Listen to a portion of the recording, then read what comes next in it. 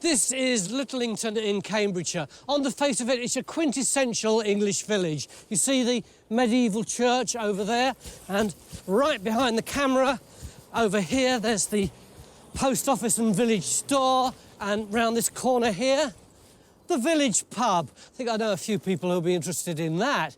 So far, so what? Well, there's more to this place than meets the eye. Because the people of Litlington believe their village may hide one of the best-kept Roman secrets in Britain. And with good reason.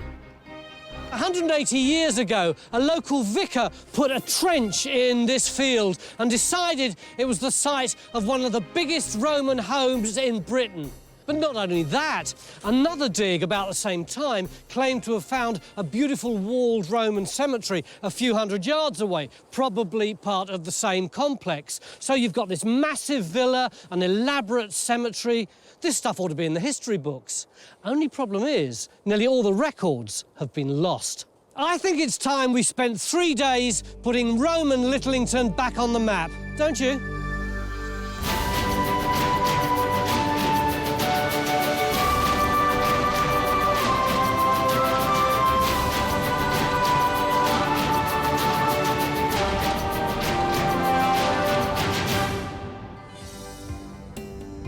The area of Cambridgeshire we'll be digging over the next 3 days is a bit of a Roman puzzle. There's been very little modern archaeological investigation here. In fact, almost all we know is based on digs carried out over 100 years ago.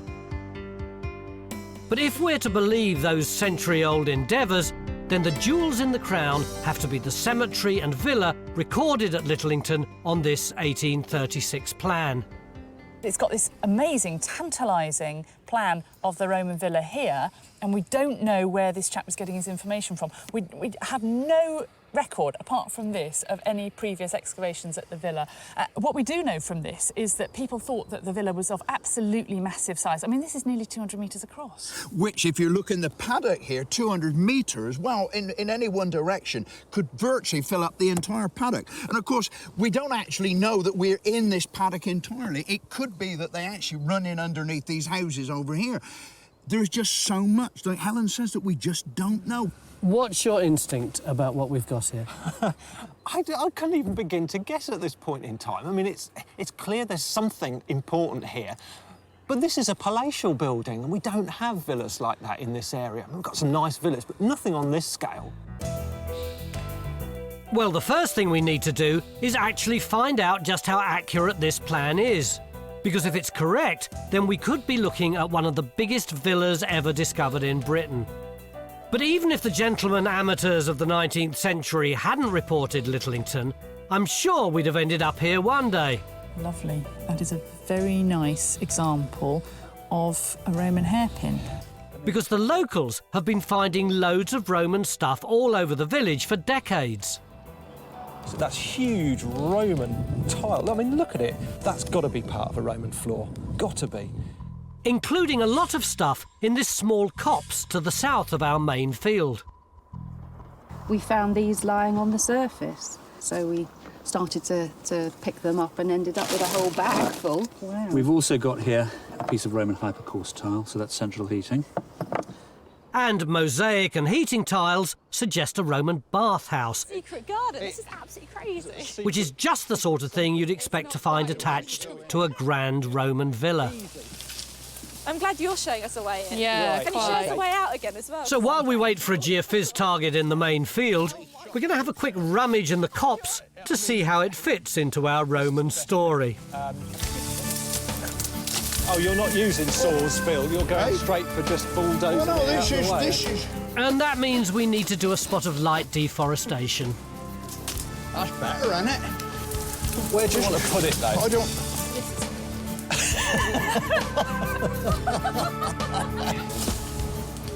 So with finds from around the village and evidence of something quite substantial in this copse, it would seem that whatever was here covered a large area. Oh, look. There's another one. Oh, Tessera. Tessera, isn't it? Yeah. There's another one here. It's obviously part of a Roman pavement. I mean, whether it's in situ or whether it's just been dumped in here, there's the sort of million-dollar question. And a villa is the sort of archaeological target that should positively scream its presence on the geophys results. Oh boy. Well, we're not seeing a villa in that data. We're not seeing anything like the responses that we should be getting. Oh dear. Well, that's not the sort of response I was expecting. But there's a chance we've asked him to geophys the wrong part of the field. Because, as Stuart and Helen are discovering, the Antiquarian map may not be as reliable as we first hoped. There are bits of this map which actually look fine in relation to the later mapping, and there are bits which look completely wrong. It's like a half-right map is this at the moment. But when you get further south here towards this road junction, this is where it starts to go a bit wayward, because that's quite some distance from the modern south end of the village. This map is from just one of many digs carried out here by antiquarians, vicars, doctors and the like, who were the predecessors of today's archaeologists. But although their intentions were honourable, their record-keeping could be somewhat poor. Now, in 1913, the Cambridge Antiquarian Society comes to Litlington to visit Mr McLaren at Manor Farm because he's found a bit of a villa, and they view the excavations and they have tea in the garden. It all sounds lovely. Do we have the report?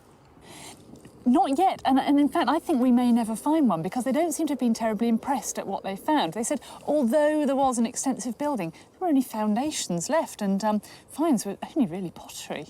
It seems crazy to me that we've got all these late 19th, early 20th century references to this site, but really no tangible written evidence. What are we going to do? Well, I think we've just got to keep digging through all the references and see if there's something buried somewhere in the library we can come up with. Although 1914 is not a great time to be embarking on post-excavation analyses, and I think that report may never come to light. So we still haven't got a target for our first trench in the main field. Phil, Raksha, what have you got down in the woods? But our scratching around in the copse has just produced some lovely Roman archaeology. There's just enough here to indicate that we do have a floor and that's where they come from. Oh, good grief. This really is a cracking little discovery, although it's much too early to say what kind of building this stretch of paving belongs to. In the meantime, there's still the small matter of the main field, where, according to the antiquarian map, there should be a massive, positively palatial villa. We've done a really big chunk, both magnetically, all over this field and in the paddock on that side, and magnetically we're seeing old ditches that are visible on the tithe map. Can you see anything else there that might be a Roman villa? Nothing. If there was a major villa where we've surveyed, I'm sure we'd see it. So what are we going to do, just keep geophysing the rest of the field? Yeah, I think we keep looking. This is getting so frustrating. Normally, by now, we've put in at least one trench, but it's lunchtime day one, and all we've done is fertled around in that copse. We can't start digging because we haven't got any clear targets. Help. Join a thriving worldwide community of Time Team fans on Patreon.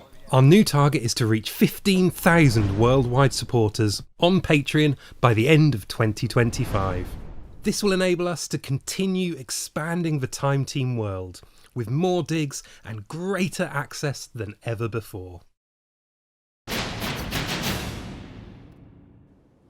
This is Litlington in Cambridgeshire, and this morning in this field I was offered not just a Roman villa, but a palatial Roman villa, 300 foot by 500 foot. And the big news is we can't find it. See that geophys? There's nothing there at all except these odd trackway things. We can't even put in a trench because we haven't got any targets.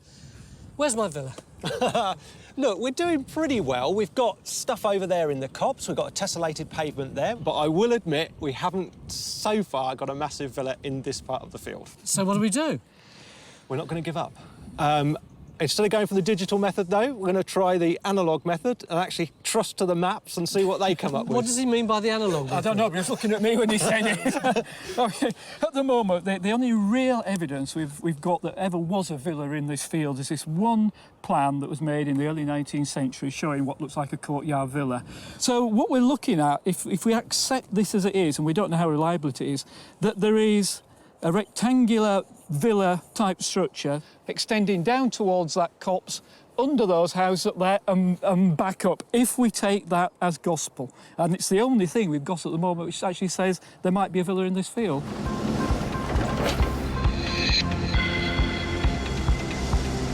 So our first trench in this massive field goes in on the basis of a single 170-year-old map. It's hardly the most scientifically robust target we've ever had, but then again... Hold them in. Hey! Bit of Roman roof tile. I think that's a bit of... After the frustration of this morning, it's good to know that we seem to be in the right place, in spite of a complete lack of geophys evidence. Look at this underneath.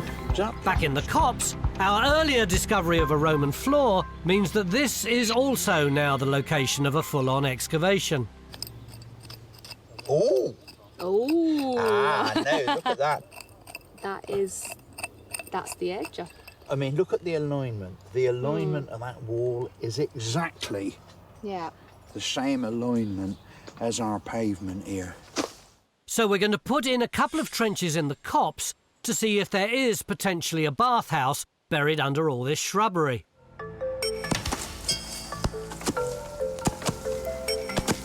There is actually a sort of linear comes through on the geophysics at a funny angle there, Ian.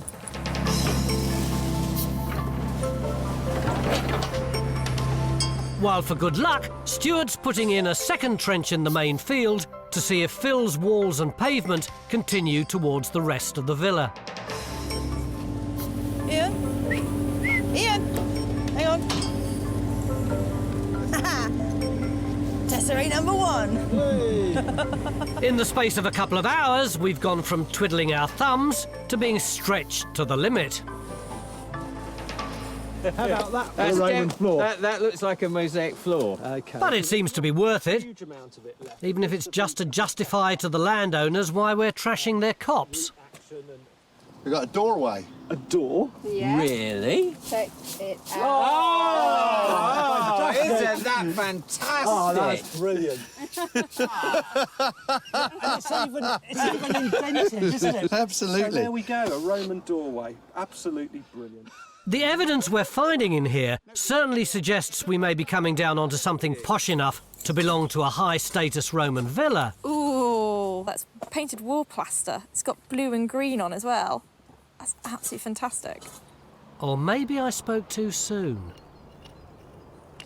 Just after lunch, we put a trench in over here, even though we couldn't see anything in the geophys, because Stuart had worked out that this, on the 19th century drawing, is where the villa should be. So we thought, well, we'd dig it and see if the antiquarians were right. Although, Matt, I can't quite see a villa there. That's because there isn't a villa in there. In fact, there's not even the remnants of a villa anywhere nearby here. So what's this recess here? Well, what we've got here is what the geophysics showed, which was a great big linear coming all the way through, back up there. There's a parallel one just beyond the edge of the trench there, and we've also got another ditch coming straight across it that way. Just a minute.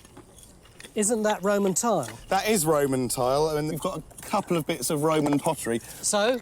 But it doesn't tell us there is a villa here. I mean, look at it. It's broken, it's rounded. It could have been dragged from a very long way away by the plough. It could have come from anywhere. It tells us there's a Roman building in the vicinity. It doesn't tell us anything about what's going on in this trench. The only recognisable archaeology in this trench is a medieval trackway.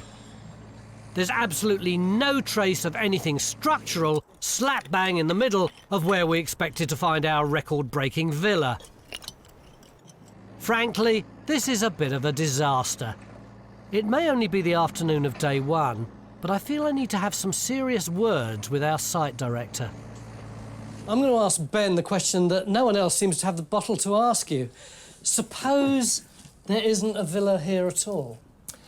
I think we've definitely got a villa. I mean, you don't get that amount of building material, you don't get the tessellated pavement, the wall plaster, all these finds without there being a villa here. There must be a villa here. What about the one tangible piece of evidence we've got, the copse? What's going on there?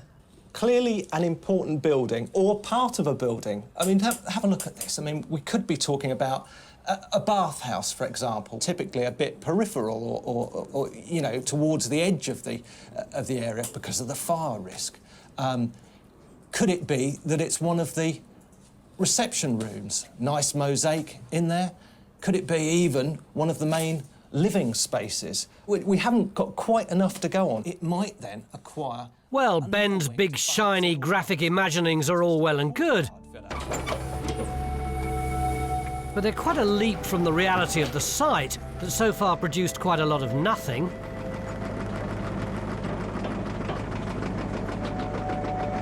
Although I will admit the structure in the copse has cleaned up pretty well. Oh, Ben, this is it. This is Roman archaeology. We can sleep tonight after all. Yes, you didn't believe me quite, did you? But here we are. Tessellated pavement, maybe the interior of a room. We've even got what looks like a doorway there, look, worn by people's tread to and fro. And a huge, substantial wall, chalk clunch wall running through here. So, no question about it, we've got a big building here. And where do you think it goes? Well, yeah, where does it go? We've got a bit of a problem heading in that direction because, of course, Matt's Trench doesn't have anything Roman in it, it appears. We also have to think about how far east does this building go. So what we plan to do tomorrow is to extend, do some test pitting and chart how big this building is in that direction. By the east, you mean into people's gardens? Yeah, I'm afraid so, yeah. We like that, don't we? If you'd like to see more episodes like this, you can make it happen. Our new target is to reach 15,000 worldwide supporters on Patreon by the end of 2025. This will enable us to continue expanding the Time Team world. Enjoy front row seats for the greatest show on Earth and under it.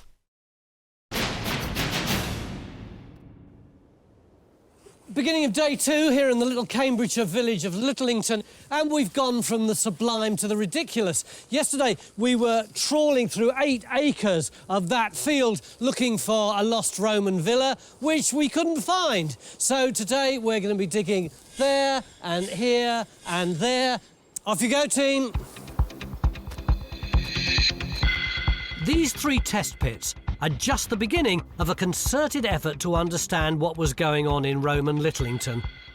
As the only thing we've really established so far is that the gigantic villa recorded in this 1836 plan isn't in this field. But we're pretty sure there's a substantial Roman building nearby because of the evidence Phil's uncovered in the neighbouring copse. Something that big, that is a big foundation, isn't Absolutely. it? That's a big supporting Absolutely. wall. So it makes sense Although in the we corner originally of the building. suspected this may be a bathhouse, we're now thinking it's a suite of posh rooms. We've placed our trench on the vital intersection of 2 ranges of one building. We've got, where that tessellated pavement is with the brush on, is a corridor running through there with rooms leading off from there. And you would come down the corridor, you would turn a corner into this wing, and you could go down this corridor, and you would then lead off into rooms where Faye is. So, theoretically, I could walk down this corridor here, open the door, and there I am in Faye's posh room. Absolutely, and they really are posh too, because she's got painted wall plaster that show that they are really the top range rooms of the building. So far, Phil's corner and Faye's plastered wall are the only reliable Roman archaeology we've uncovered. It may not be a lot, but guess what? It's enough for Stuart and Henry to come up with a theory. They've now got walls in Phil's and Faye's trenches, so I've surveyed those in. Now I have extrapolated those a little bit. It looks to me like they're part of the same plan. They suspect the antiquarians who made this plan did see a massive villa, they just happened to draw it in the wrong place. The alignment of that, actually, that's the copse you've got in there, and the alignment of the things you've got there are the same. Yeah. They're going on that same axis. So whether these are related to different building to that, or whether that's a misunderstanding of the antiquarians and really that building was down there, it's all a bit up in the air at the moment. If Stuart's right and the villa is further south, that would explain why bits of tiled floor were found under these barns 20 years ago. Then again, if the antiquarians got the position of the villa wrong, they may also have got its size wrong. And that's why the back garden test pits are so important. Nothing Roman at all. So how much further before you give up and say, well, that's it? From this level that I'm on now, I would say another foot maybe or so. Yeah, then you give up. Then I'd give up, yeah. Because if we dig enough holes, we should find the true size and location of the building that's produced so much Roman archaeology over the years. So do you think that's a bit of wall you found there, then? Well, I think we're definitely down to some kind of Roman layer. It's vital we uncover as much information as we can, because the antiquarians left virtually no written records about their digs. And yet, surprisingly, many of their finds have survived. You come up here and come and see the dead Roman. You not move back, let the other children come forward and come see the dead Roman in the block. And thanks to the Antiquities Museum in Cambridge, many of them have been given a day trip back to where they were found. But I bet you'd quite like to drink wine out of something like this. That's little young, aren't they? wine. No, I don't know. You have outrageous. water in it as well. I'm sure they'd have started off early. So that's a wine drinking cup. Have you ever seen anybody grinding up food in the kitchen? Yeah, that's for grinding food. So that was once a Roman lady's bowl in the kitchen. She had to stand there and grind her food up. Maybe it broke one day and she chucked it out. This collection of pottery is recorded as coming from the Villa and Grand Roman Cemetery at Litlington. And it would appear from these finds that the history of the cemetery, known locally as Heaven's Walls, and the villa are intimately linked. So we're going to try and find the location of Heaven's Walls. And unfortunately, that means using the map that's already caused us all sorts of trouble. The plan also shows a cemetery area. There are lots of really juicy cemetery finds. There were pots, there were objects, all sort of things, even suggestions that something might here be a tomb. So I would suggest that we start at the edge of those back gardens there and do a swathe of geophysics, something like that, between the stubble field and into the ploughed field. That looks about 3 days' work on its own. So Geophysics trudge off to another massive field to look for another missing antiquarian site. I'm getting a feeling of déjà vu here. This is where Raksha's doing. Hiya. Hello. Hello. How's it going? Enjoying my cup of tea break. tea. I can see you're really snowed under, aren't you? Back up on the main site, our first test pits have had mixed results. We've basically found nothing of note in 2 of the gardens, but Raksha's trench has produced something. So we've got this, which looks kind of convincing. Very abraded bit of tessera and plaster. This mix of scrappy bits of plaster and chalk suggests demolition of a nearby Roman building. If I was feeling optimistic, I would say that we're slowly closing in on our target. And that can mean only one thing. Raksha and our diggers moving into new gardens to continue the search for the villa. Should we do it together? No. No? OK. Our villa is over there where those houses are. In fact, quite a lot of it's probably under those houses. But somewhere in this field, we think there might be a rare walled Roman cemetery which would be associated with the villa, except nobody really knows precisely where it is, do they? Well, I think we do now. Oh, there was triumph in that tone. Why? Well, we've done the magnetic survey, and look, Ben's got the results here. This ditch here turns through a right angle, and I just wonder whether that could be the boundary of the cemetery. Where would you want to put in a trench? Well, look at the results in detail. This is the ditch I'm talking about, and I'd like to put a trench across that ditch and taking in one of the anomalies inside to see whether we've got a sort of pit or maybe even a grave cut.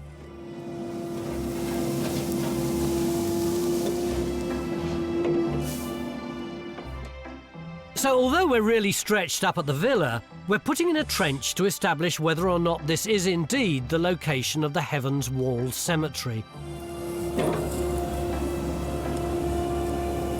Just one little second.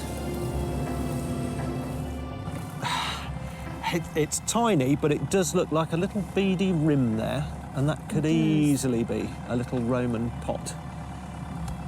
Job done. I think John's self-confidence is a little misplaced. We've still got a long way to go to match the quality of the Antiquarian finds from the cemetery, because none of them were damaged by later industrial ploughing. Here we've got a very early piece of Samian ware, made in Gaul. It's right from the early part of the Roman occupation. Very unusual to find that complete, but I can see that being used as the lid to a cremation urn, which they very often were. These are probably grave goods too, for libations or food for a grave. Then we've got this Samian cup, which is probably a grave good holding wine or liquid or something for the deceased.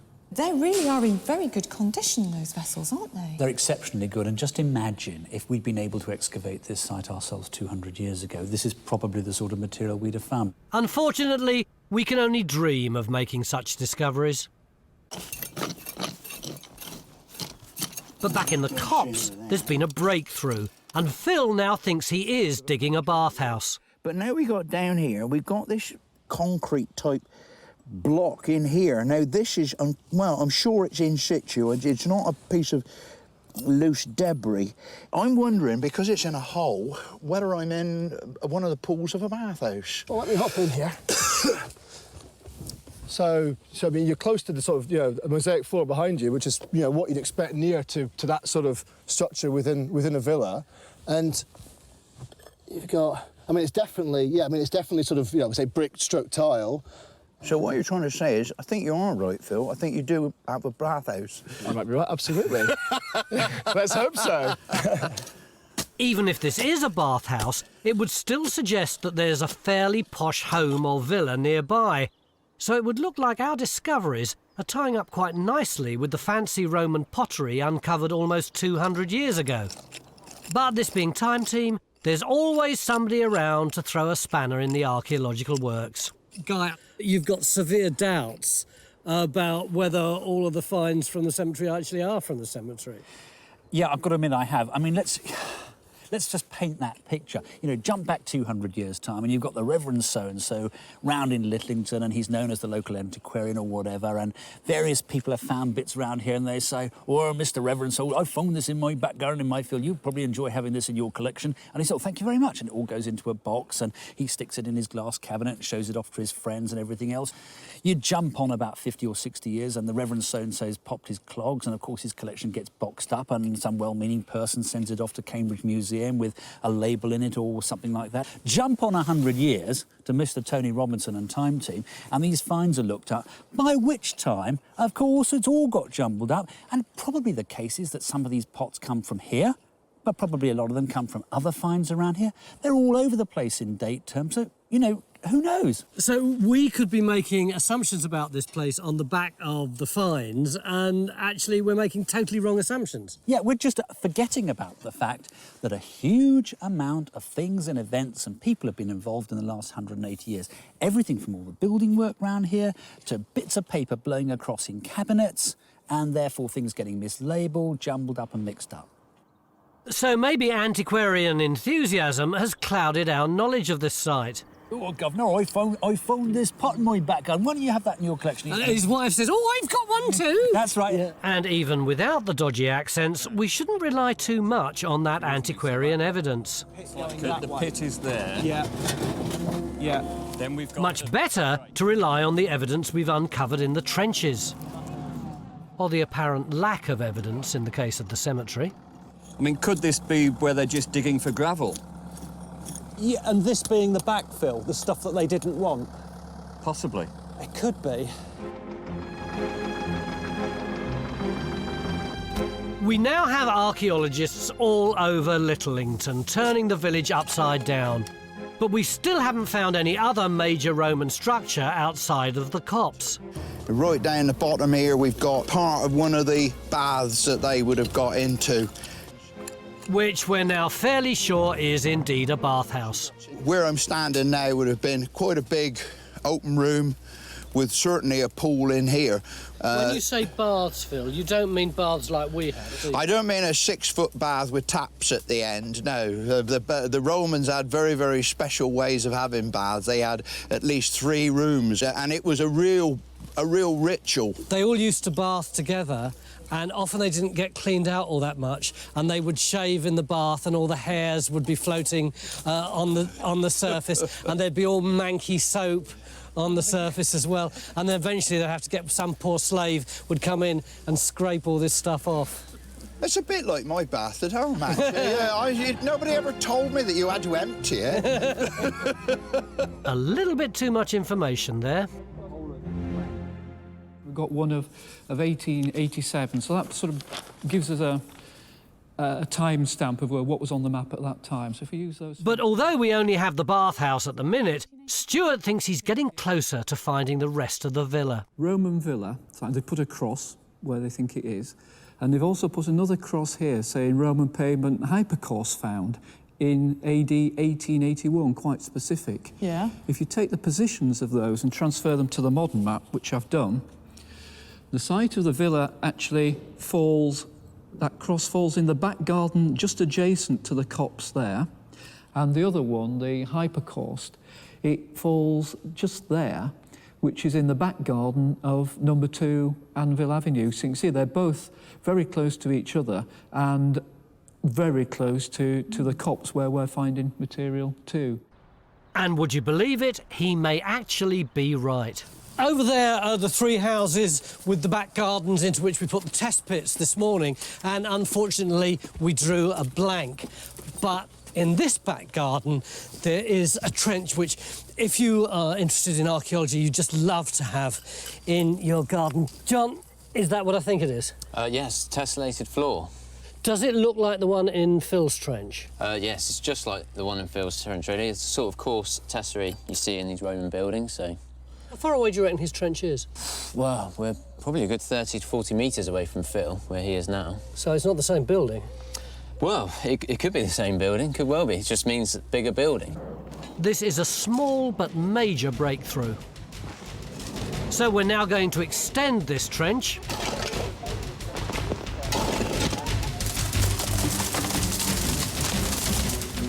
But not half as much as we're going to extend our investigation in the copse. Oh, get him in. And that means weeding on an industrial scale.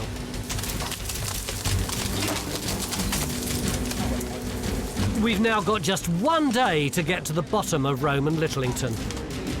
You want to come and have a look and see what we've done to your wood? What have you done to our... Well, we've just given it a bit of daylight, you see. You've got to put a bit of daylight in here. Let's just hope the locals are still talking to us by this time tomorrow. Join a thriving worldwide community of Time Team fans on Patreon. Our new target is to reach 15,000 worldwide supporters on Patreon by the end of 2025. This will enable us to continue expanding the Time Team world with more digs and greater access than ever before.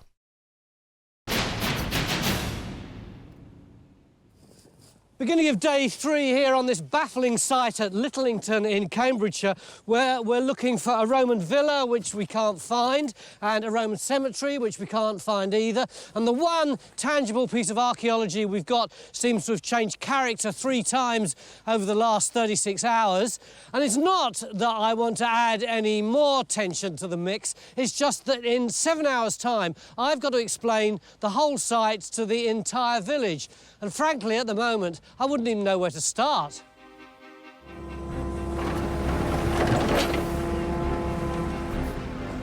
Which is why we're throwing everything we have at this site, with countless trenches in back gardens and fields all around the village.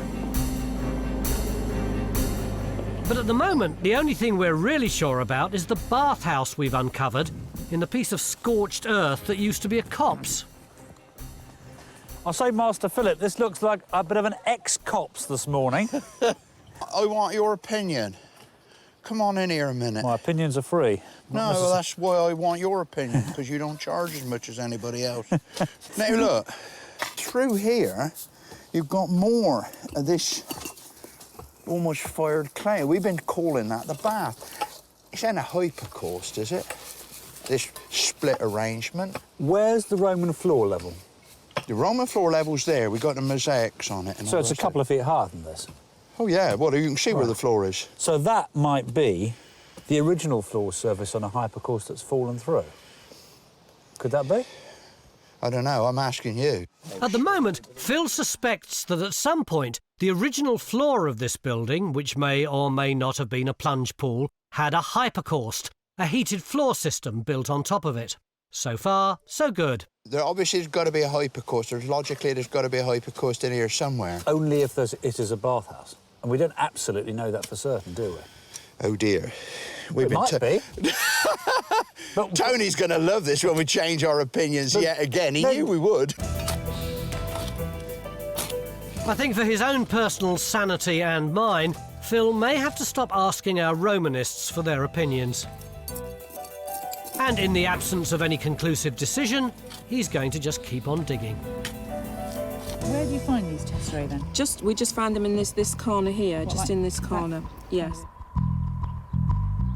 We've also continued to put test pits in gardens that produced Roman finds. Is this mostly Roman that's coming up, would you say? It looks like there's another piece of tesserae. Oh, yes, brilliant. Right there. Oh, fantastic. And this game of archaeological battleships is beginning to give us a rough idea of how big an area a Roman building could have covered here. The thing is, if they saw such a massive villa in that area, why can't we find it?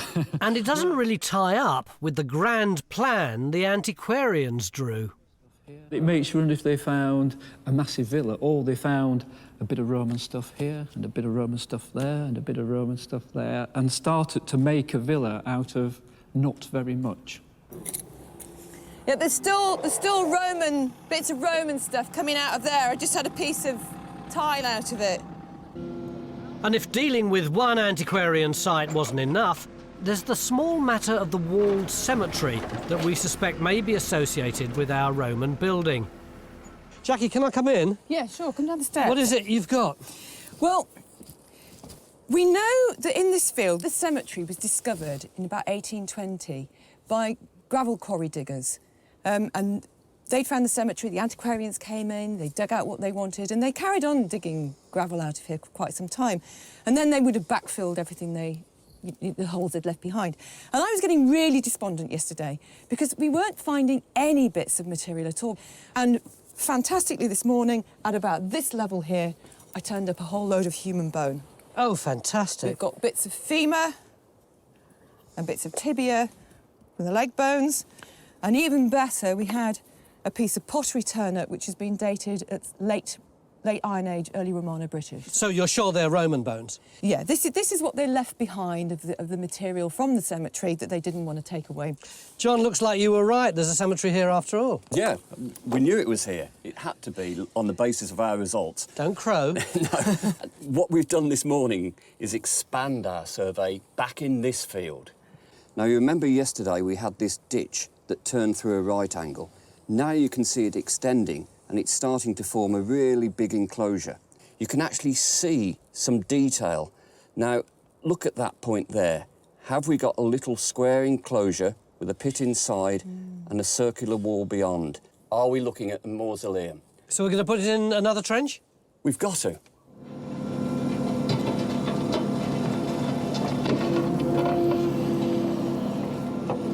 So we're putting in one final trench over John's potential mausoleum, as it would be fantastic to establish that at least one Roman tomb has survived the 18th century gravel quarrying. This looks pretty solid. Here's the wall. That's solid, it's coming down. Solid, solid. I think that might be the base of something. So it would seem that we may have at last uncovered some solid evidence of the Roman cemetery. And with only a few hours to go, it looks like we may have finally got a handle on this blasted villa. I think I've got a floor surface here. Really? Yeah. Look in that corner. See how much more solid that is? Oh, yeah. It looks like Ben's test pit strategy is at last paying off.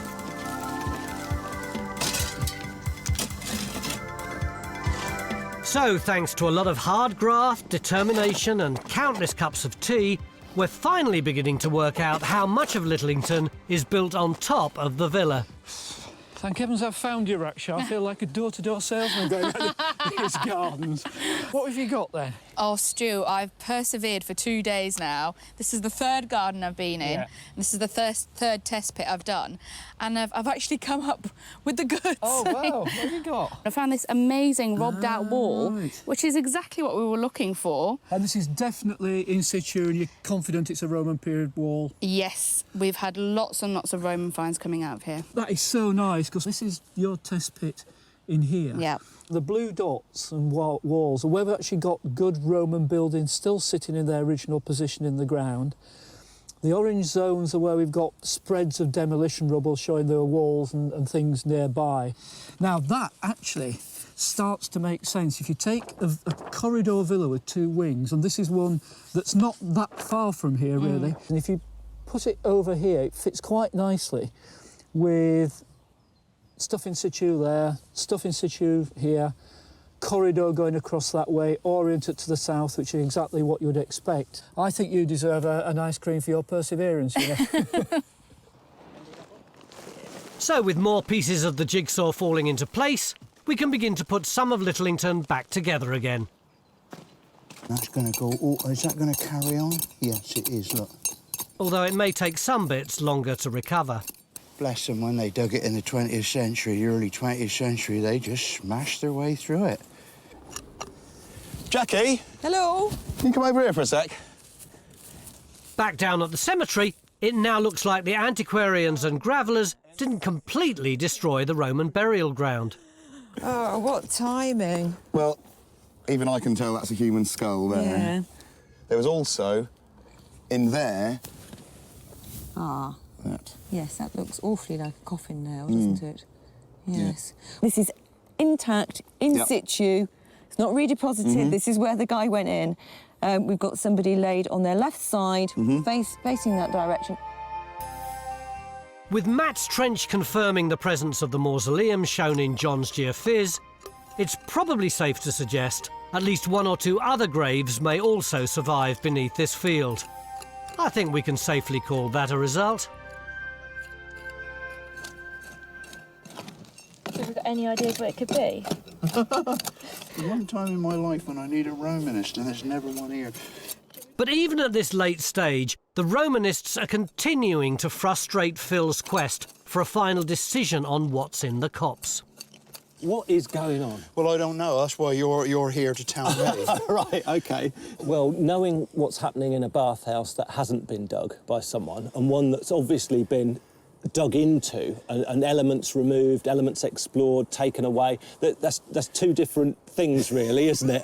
It is a bit of a blow to the stomach, though. I mean, we've shifted a lot of muck today, and we've worked hard. And at the end of the day, to turn round after all that graft and say we haven't got the foggiest idea, that's a bitter pill to swallow. I don't think we're saying we haven't got the foggiest idea. Well, that's what you were saying to me, isn't it? What is it, I'm saying then? it in What is it, more then? words. What is it, then? The fact is, no one knew what was here until 3 days ago. No one knew, and no one had made a proper record And now of it. you were saying we still don't know. No, we've made a proper document. No, I'm not saying that.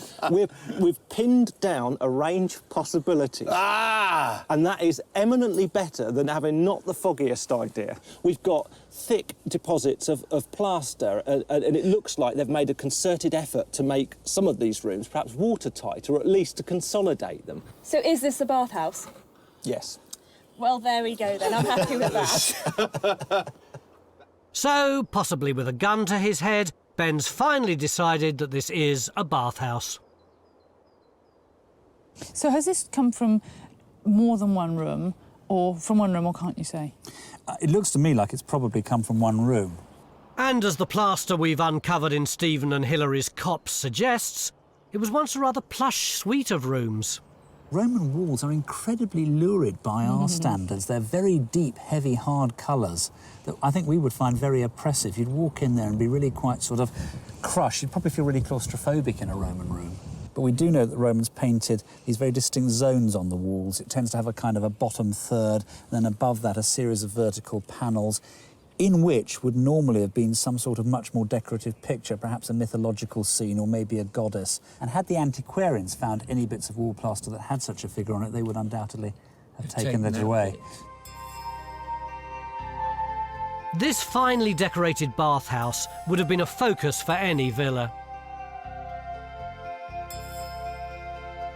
And thanks to the results from the test pits and the bits of radar John could get from the back gardens, we think that the villa would have sat roughly in the area now occupied by these houses.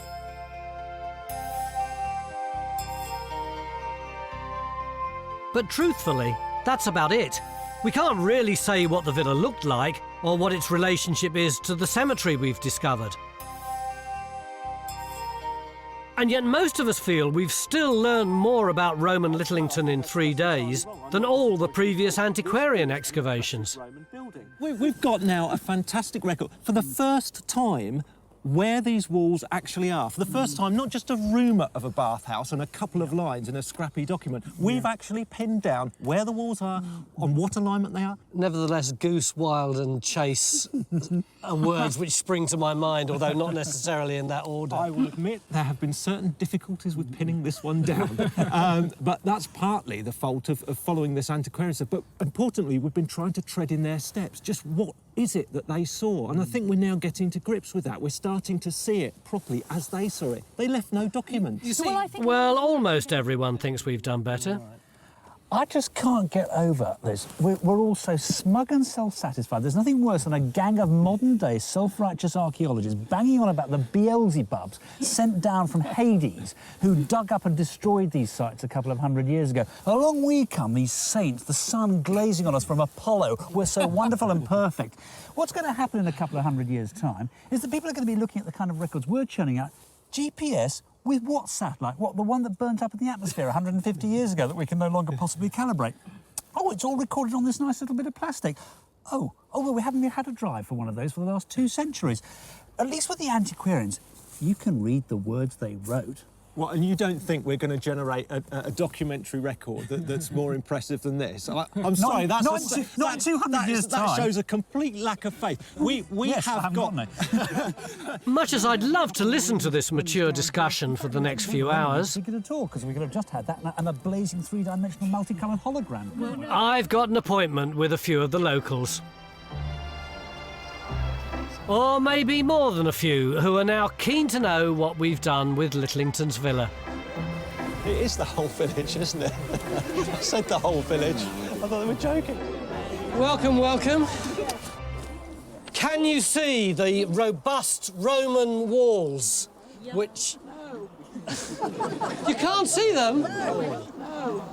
So you may think that the great villa of Litlington doesn't exist. But we'd like to show you something else. Come over this way. It's been a frustrating and at times an infuriating 3 days here, but at least the people of Litlington now know what was going on here almost 2,000 years ago.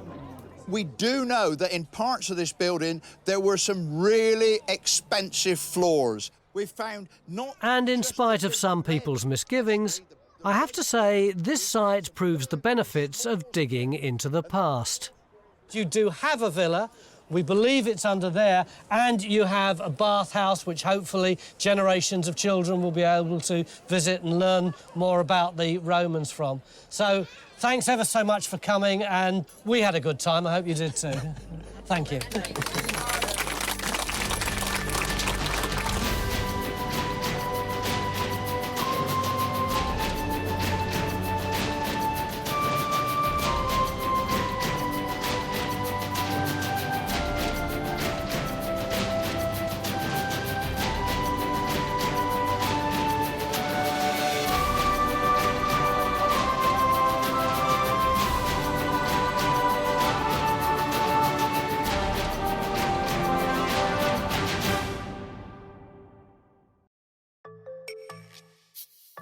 Join Time Team on Patreon to access exclusive 3D models, masterclasses and behind-the-scenes insights.